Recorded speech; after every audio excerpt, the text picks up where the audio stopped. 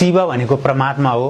शिवबाट उत्पन्न भएको सबभन्दा पहिलो उत्पन्न भएको अथवा सबभन्दा पहिला सृष्टि भएको महादेव हो। त्यो पछि सृष्टि भएको विष्णु हो। त्यो पछि सृष्टि भएको ब्रह्माजी हो। त्यो पछि सृष्टि भएको अन्य कुराहरू हो। त्यो कारणले गर्दा महादेव उनी ठूला देवता हुन् तर परमात्मा होइनन्। उनी शरीरधारी हुन्।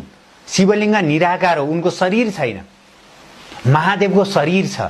महादेवको वाहन हो नन्दी, तर शिवलिङ्गको चाहिँ त्यो उपासक हो नन्दी। शिवलिङ्गमा के गरिन्छ?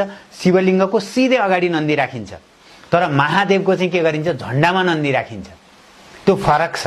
अर्को, महादेव एक कालखण्ड पुगिसकेपछि अथवा महाप्रलय सँगसँगै महादेवले पनि शरीर त्याग्नुपर्छ, तर शिवजी कहिले पनि शरीर त्याग्नु पर्दैन, किनभने उसको आकारै छैन। महादेवले पनि शरीर त्याग्नुपर्छ, किनभने जब सृष्टिको अन्त्य हुन्छ त्यति बेला त्याग्नुपर्छ। महादेव भनेको चाहिँ बिहेबारी गरेका उनी नृत्यका नटराज हुन्, उनी वैद्यनाथ हुन्, किनभने सबै रोगको ज्ञान उनलाई थियो।